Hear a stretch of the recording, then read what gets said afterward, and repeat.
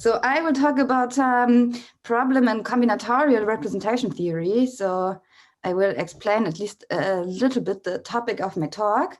And this is about some recent joint work with Gleb Koshevoy, building up on some joint work we had also with Volker Gens, who just gave the talk before. So some objects will reappear. So I should thank Volker also for introducing them for me. So I don't have to go into too much detail there again. So I will talk about some representation theory of a simply connected, simply laced algebraic group over the complex numbers.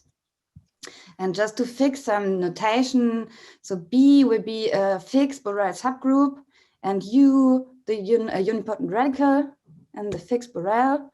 And you can always just think about the standard example of the matrices with determinant equal to 1, so this as a n+1 example, and then the Borel subgroup will be given by the upper triangular matrices inside of it, and the unipotent radical are the unipotent upper triangular matrices. So why do I care about this basis as a representation theorist? This is because the algebra of rational functions on this unipotent radical, this has a very nice representation theoretical property. Namely, every finite dimensional irreducible representation of our group G embeds into it. So every V lambda, so lambda is inside of the index set of irreducible representations, embeds into our algebra. And this is why we want to study this algebra. In particular, what we care about are certain nice bases of this algebra.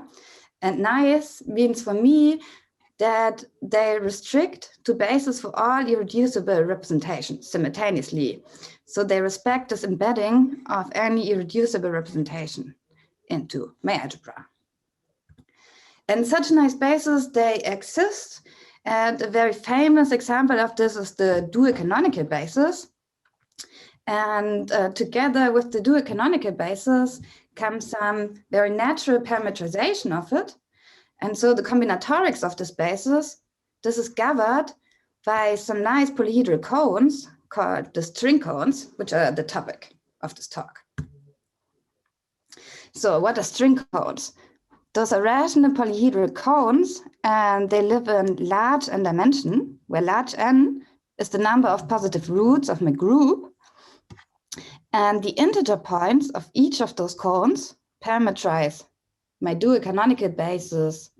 So a nice basis which restricts to a basis for any irreducible representation. So those are really nice cones. And I said cones and not cones. So they really come in a family.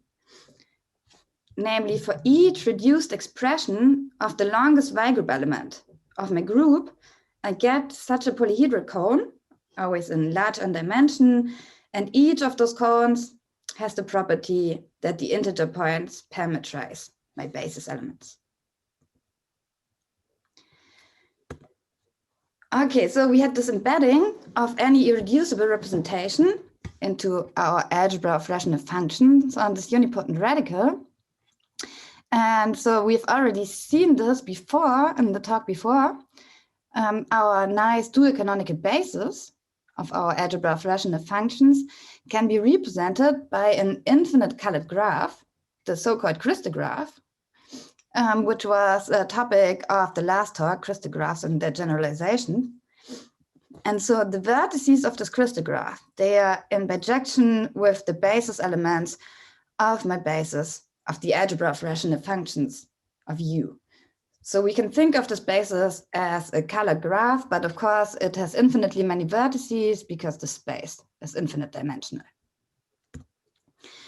And then we also have this embedding of every irreducible finite dimensional representation. And this is finite dimensional, and so it only has a finite basis. And this you can also see in the crystograph, since the basis of each V lambda is represented by a finite graph, I call it B lambda. And this is a subgraph of my infinite graph, B infinity. And so how do we get the string counts out of this datum? If we want to compute the string counts, then we should compute their integer points, and those are called the string data. And I told you before, we have one string count for every reduced expression of the longest Weil group element, and I usually denote this by I. And if I want to compute a string datum with respect to this reduced expression of a basis element of my algebra of rational function, I just pick a representation such that this basis element is already a basis element of this representation under my embedding here. And then I can represent my basis element B as an element in a finite subgraph, and I can count the length of some sequences of arrows ending in my basis element. And I do it in such a way which is determined by my fixed reduced expression. So let's do the definition in one little example. Let us consider the group SL3, and let us take as the representation the adjoint representation. So it's Lie algebra SL3. So those are all 3 by 3 matrices with trace 0. This gives an irreducible representation. And so its basis has a crystograph, which looks as follows. So here you see we have a finite colored graph. We have an 8-dimensional space because small SL3 is 8-dimensional. So we have 8 basis elements. And then we have some arrows between them with a certain color, which has a certain meaning. We will not go into detail now, but we've seen something like this already in the last talk. And let's say and if we want to compute a string datum or a string cone, we should always fix a reduced expression of a longest Weil group element. In our example here, the Weil group is isomorphic to the symmetric group in 3 letters. And the longest element of this group is just a transposition of 1 and 3. And this can be represented in the generators as the product of the transposition interchanging 1 and 2 with the transposition interchanging 2 and 3 with the transposition interchanging 1 and 2. So this will be an example of a reduced expression of a longest Weil group element. And usually what I denote by I are the letters of the generators I use in this expression. And let's say I want to compute the string datum of my basis element B7 with respect to this reduced expression. So we said the string cone, this lives in large n dimension where n was the number of positive roots. In my example of SL3, we have 3 positive roots. So our string datum has 3 entries, x1, x2, and x3. We should compute with the help of this graph. So what do we have to do? We go along our reduced expression, and then we see it starts with 1. So we look at our basis element in our graph, B7, and then we have to count the length of the longest path of color 1 ending in our element. So we start here with this vertex, and then we look at our paths of color 1 ending here, and we see the longest path starts in B3 and has length 2. And so we remember this 2, this is our first entry, and then we walk along this path to the source of it, which is B3. We walk to the next letter of our word, which is a 2, and then we just apply this procedure again, and we ask for the length of the longest path of color 2, ending now in our B3. When we look at B3, we see there's a path of length 1 of color 2, ending in my B3. So the second entry of my string datum will be 1. And then I walk along to the source of this path, and I walk to the next letter in my word, which is 1 again. And I ask again for the length of the longest path of color 1, now ending in my B1. But we see B1 is the unique source of our crystal graph. There's no path ending in it. So the last entry will be 0.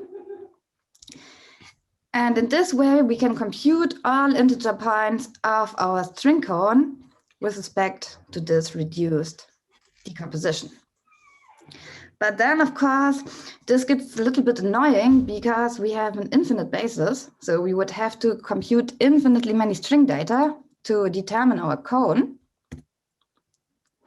But in this example, if we look a bit more closely and we think about it, we can also describe the string cone by some linear inequalities. Namely, the string data are exactly the integer points in the following cone. We have the cone in the 3-dimensional space, so given by vectors x1, x2, and x3, satisfying the following inequalities.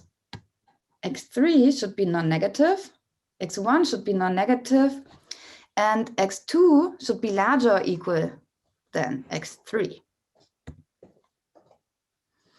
And once we have computed one of those cones, we can use this to compute the other string cones corresponding to all other reduced words, because every time we have 2 different reduced words, then there's a relation between the string cone corresponding to our first word and to our second word. Namely, there's a piecewise linear bijection of the ambient space, which maps bijectively one string cone to the other string cone. In our example, we only have 2 different reduced expressions of our longest y-group element. This is because we picked a very, very small example. So the transposition interchanging 1 and 3 can also be represented by the product as 2 as 1 is 2. And the bijection between the string cone corresponding to the reduced expression 1 to 1 and 2 1 2 is given by this piecewise linear bijection, mapping x1, x2, x3 to the maximum of x3 and the difference of x2 and x1, the sum of x1 and x3, and the minimum of x1 and the difference of x2 minus x1. So we can also do this in general in bigger examples. So computing one string cone will yield all other string cones by those piecewise linear bijection. But you can probably already imagine that when the rank of our group gets really big, then those bijections, they become very, very complicated. But nevertheless, in theory, we can compute all inequalities for all string cones. But we need, in general, many, many recursive steps. So we need a lot of computations. And also, we will get a lot of inequalities. So usually it's much bigger than our baby example we were considering. In particular, the number of inequalities grows in general exponentially with our rank. So when we get bigger, we have a huge amount of inequalities. So the natural question arises, does this make sense? So will we compute many, many redundancies in this procedure? And do we have a way to describe the facets of the string cones? And this is the question our project aims to answer. And we can already answer it partially. And this is what I will explain in my talk today. Okay, so let us first recall what it means to compute a redundant inequality. We call it a linear inequality, so an inequality of this form, redundant if omitting this inequality gives the same cone. So this inequality is completely unnecessary for us. Let us have a look at a little baby example of a redundant inequality. Let's say we want to consider the cone in 2 dimensions given by 3 inequalities, namely x1 plus x2 greater or equal to 0, 2x1 plus x2 greater or equal to 0, and x2 greater or equal to 0. So this would mean that we compute those 3 cones given by each inequality and we intersect them. What does this look like in this picture? So if the sum of x1 and x2 is non-negative, this is given by this gray region here in my picture. If I consider 2x1 plus x2 is non-negative, this will be given by this region here with the vertical lines. And so if I want to consider the cone given by the first two inequalities, I would have to intersect those two regions. So this will be all points in their intersection. So now let's also implement the third inequality. x2 should be non-negative. This will be given by the region with horizontal lines. And then we see the cone given by all three inequalities is the intersection of all three regions here. And we see that every point in this intersection automatically satisfies the first inequality. It's automatically contained in the gray region. So if we omit the first inequality and we just intersect the cones corresponding to the second and the third, we get exactly the same region. And this is what we call a redundancy. So in our example, the first inequality was redundant. And this we can also see algebraically, that an inequality is redundant means that it's a positive combination of the other inequalities.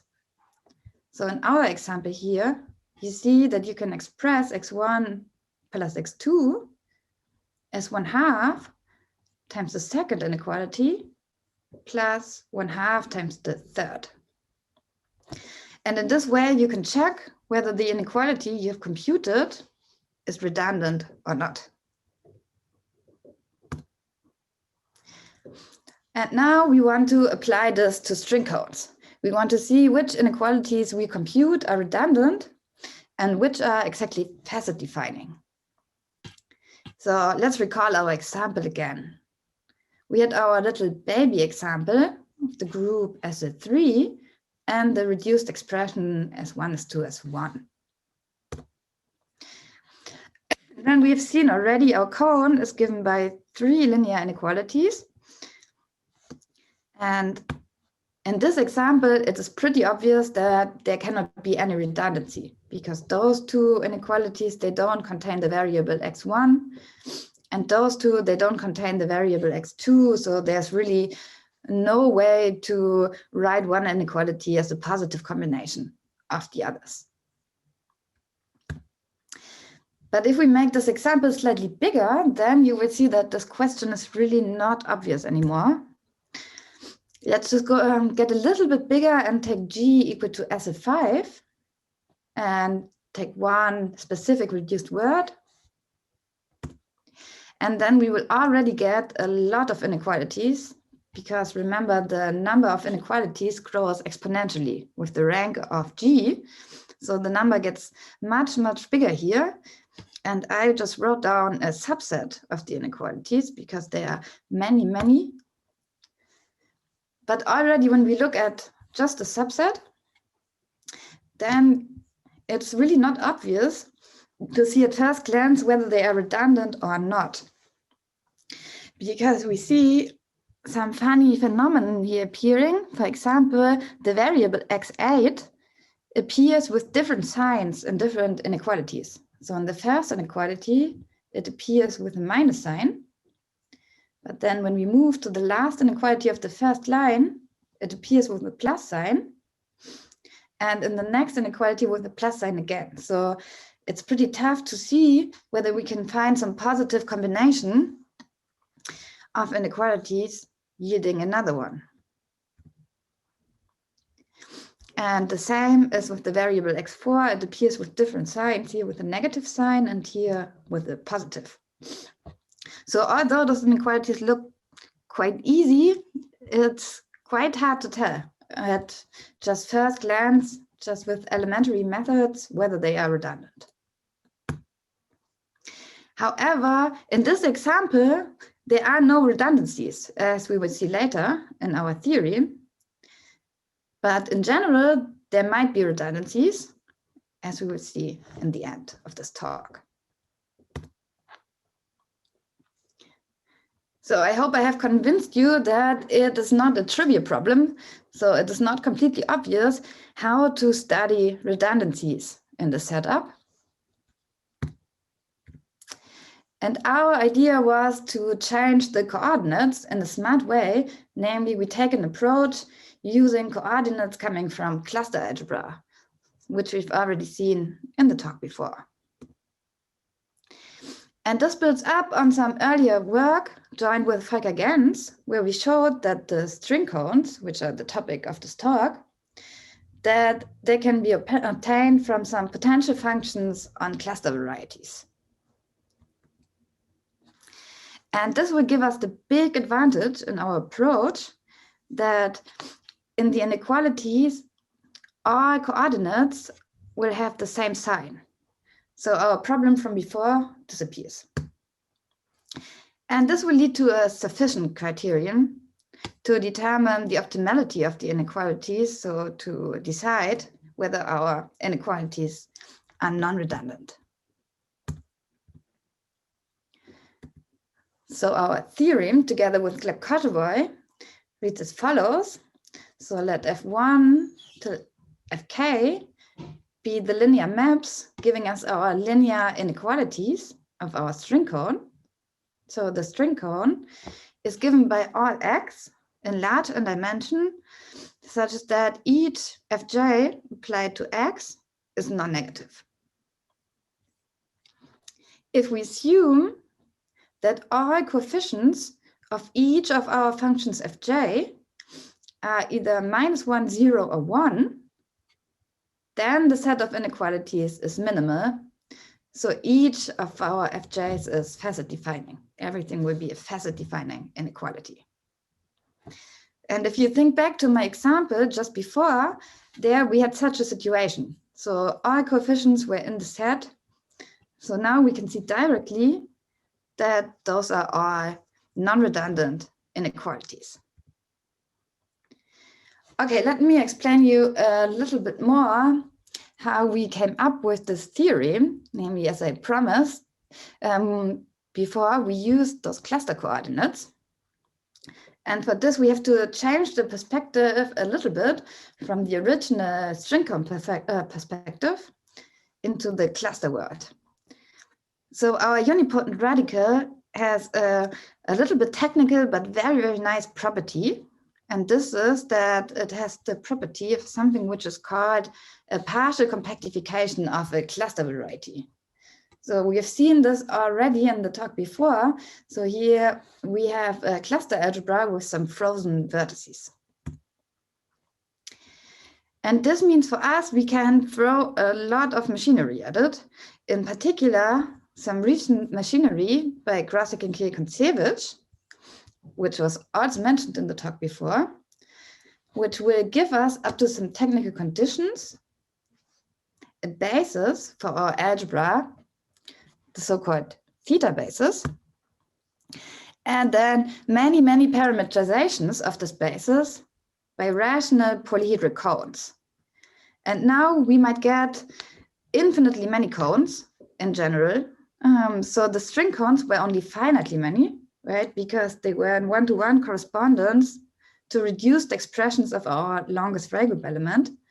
But now we might get a very large index set and many, many parametrization. And our theorem, together with Gleb Koshevoy and Volker Gens, is that the string cones appear here as a finite subset of these parametrizations. So this means for any reduced expression, we have something called the unimodular bijection from the parametrization of the theta basis by a rational polyhedral cone associated to a certain index, which corresponds to our reduced expression to our string cone. And unimodular bijection here means that this is just a change of coordinates from one polyhedral cone to the other.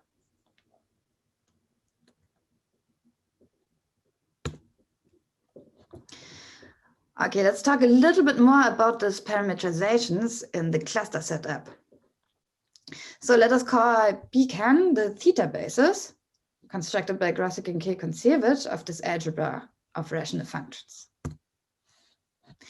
Then the parameterizations of the theta basis by these polyhedral cones, they are controlled by a certain rational function called potential, or what Volker called Landau-Ginzburg potential, on the dual cluster variety, which Volker introduced in his talk just before.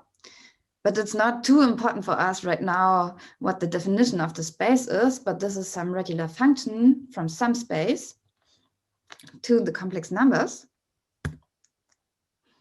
And our parameterizations are given by polyhedral cones, again in the same dimension as the string cones, in our example of the unipotent radical.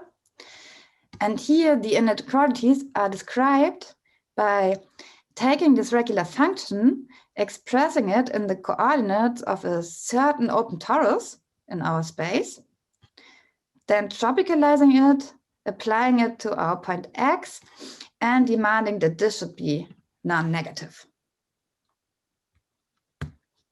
So how can you think about this?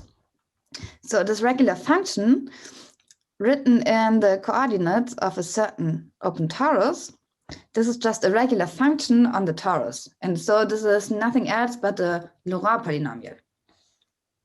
So you can just think of this function as a certain Laurent polynomial.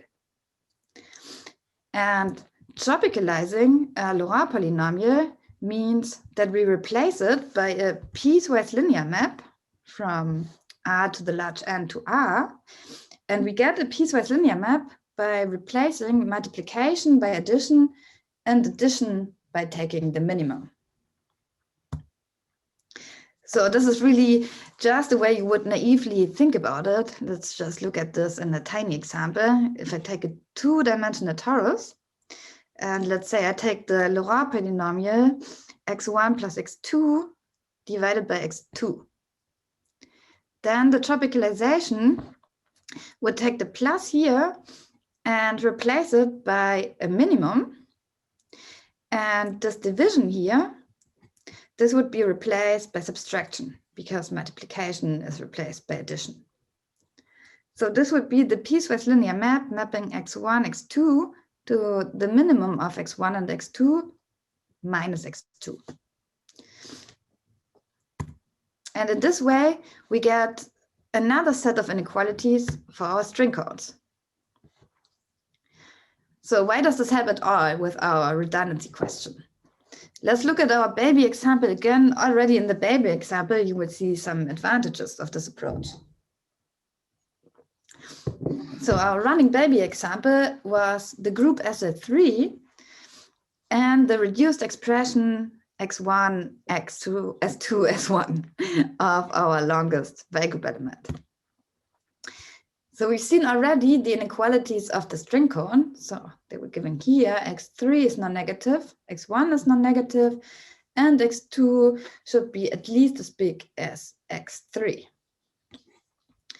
So what does this cone look like after this change of coordinates?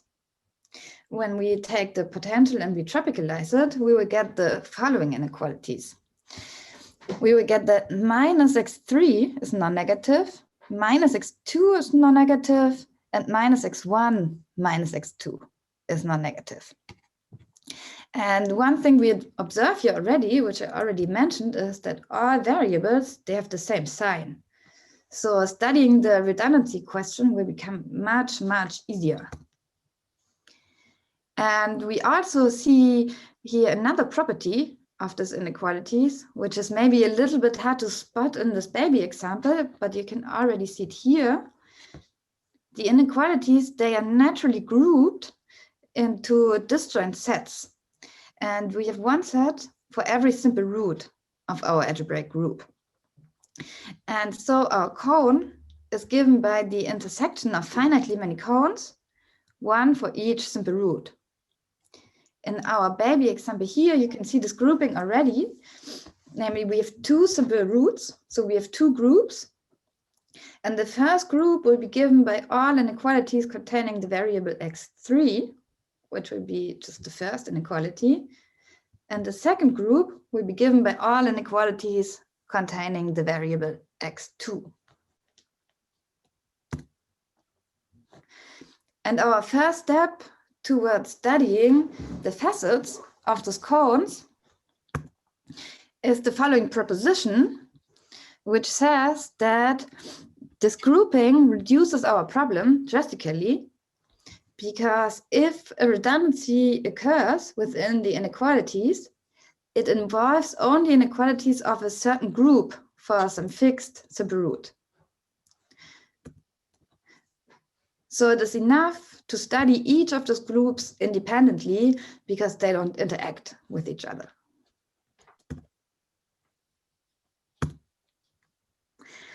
Okay, and to say more, we need this very helpful property of the potential functions, which I already mentioned.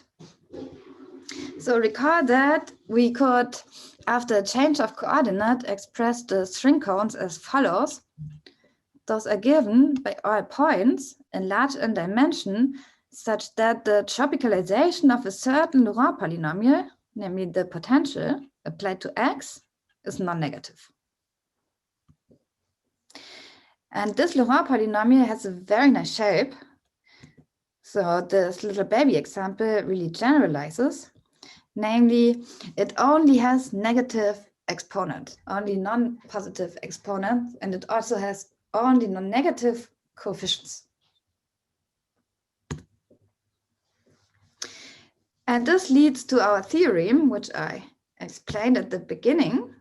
So let us look again what this theorem reads like in the language of potentials. So here, the theorem says, if every exponent of any variable of our Laurent polynomial, which is the potential expressed in the coordinates of a certain torus corresponding to our reduced world, is greater or equal to -1, then the inequalities induced by tropicalization are non-redundant. So now you see this theorem simplified already. In the string perspective, we had that the coefficient was equal to 1, 0, or -1.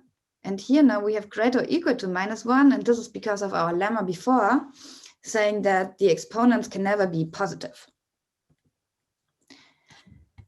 And in this case, we say that the potential is multiplicity free or has multiplicity 1, this torus.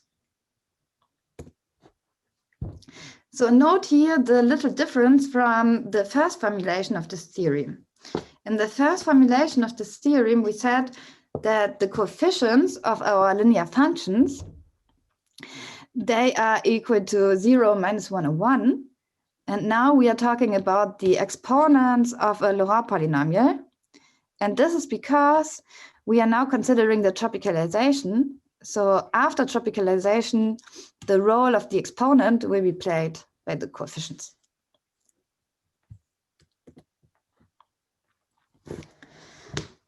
So let's consider one more our baby example.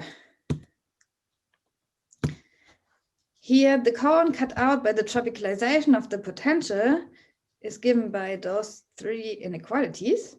-x3 is non-negative, -x2 is non-negative, and -x2 and -x1 is non-negative. And recall that we had this grouping into disjoint sets of inequalities. We had one set for each simple root. So in this example, the first set was given just by the first inequality, and the second was given by the other two inequalities. That's why I write here W1 and W2. So the first set of inequalities is given by tropicalization of this first summand here, and the second by tropicalization of the second summand. And now we may apply this theorem to many situations. So in particular, we said in the proposition before that we might study each of those groups independently. And if a group of inequalities for any reduced expression corresponding to a simple root alpha j is such that the j is an index of a fundamental weight which is minuscule. So if j has a certain nice property, then we can apply our theorem. Then this summand of the potential will always have multiplicity 1 restricted to this torus corresponding to this reduced expression. So in particular, we get as a corollary of this, that this holds for any reduced words if our algebraic group is S at n, because here all fundamental weights are minuscule. And so the string count inequalities, they never contain redundancies if we take our group to be of type A. So now we can see directly that our first example could not have contained any redundancies. Also, the potential has multiplicity 1 if we take the reduced word in a certain nice way. Namely, if we take a reduced word adapted to a Dünken quiver, which has the same type as our group, which only has things at vertices, such that the corresponding fundamental weight is minuscule. And also, the inequalities are non-redundant and the potential is multiplicity 1 if we pick a nice word in the sense of Littleman. So this is some words which are used very, very often when people deal with string counts. So basically, our theorem applies to all situations where we can compute the string count inequalities explicitly in the literature.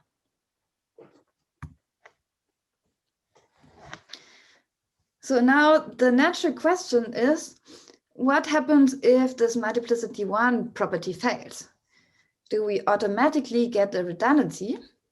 So let's look at an example where this property fails.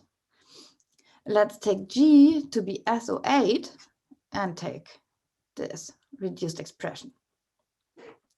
So since G is of D4, we have 4 simple roots, and 3 of them has indices such that the fundamental weight is minuscule. So in this example, there's only one group of inequalities which could lead to a redundancy. And this group I have computed here for you, namely the potential corresponding to this group. And so I guess you have to kind of believe me, then it looks like this. So it's kind of large at first glance, but we don't have to look at the whole potential. But when you have a closer look at it, you will see that the multiplicity 1 property fails. So for example, here we have an exponent equal to -2. Here we have an exponent equal to -2. Here we have an exponent equal to -2, and so on. So the multiplicity 1 property fails at many, many places. But there's also something quite funny happening. Now we also get a proper coefficient in this term here, namely 2. So let's look a little more closely at this term, and then we will see that it has a relation to 2 other terms in our potential, which I marked in red here. Namely, looking at those 3 terms, you see one of them, for one of them, the multiplicity 1 property fails. Here we have an exponent equal to -2. Can I ask a question? Sorry? Can I ask a question? Sure. So is it known that this property is like the existence of non-trivial coefficients like the 2 here is equivalent to the existence of this relation? No, that would be the conjecture in the end. This is not known. Okay. No. Okay. No. This is open. Okay, so so this was a little spoiler, but I'm quite at the end of my talk. So no, that's okay, don't worry. It was not spoiling far ahead. So let's look at this little example here. And then we see that here in the tropicalization, we get a relation. Namely, the tropicalization of the first term is, remember, we had to we took the multiplication and we replaced it by addition. So the tropicalization here will be minus x4 minus x8 minus x9. The tropicalization of the second term will be minus x3 minus x4 minus x8 minus x9. And this is because here, this little coefficient, it disappears because the minimum of twice itself is itself. So the tropicalization does not see any coefficients anymore. But when we tropicalize the third term, there will be a coefficient appearing here, coming from the exponent -2. And we see that here we have a relation, namely the tropicalization of the second term can be written as a positive combination of the other two, which exactly meant that this term leads to a redundancy. So this means the inequality corresponding to the tropicalization of the summand in the middle here is redundant, which is quite funny because this is exactly the summand with the coefficient. And you see the tropicalization does not remember the coefficient. So this would be some criterion the tropicalization has no chance of spotting. And to come to the end of my talk, we conjecture that our sufficient criterion is also necessary, so that the inequalities of the string cone, they are non-redundant if and only if the corresponding potential has multiplicity 1. And there's also a stronger version of the conjecture. This is exactly what Volker was just mentioning. And this is that you can see the redundant inequalities in the potential, namely those are exactly given by the terms which have a coefficient greater or equal to 2. So which is quite funny because in the tropicalization this criterion does not apply because we cannot see this coefficient in the tropicalization. So it's a little bit curious, and we expect it to have some very nice geometric reason. Okay, now I thank you for your attention. Thank you very much, Bea.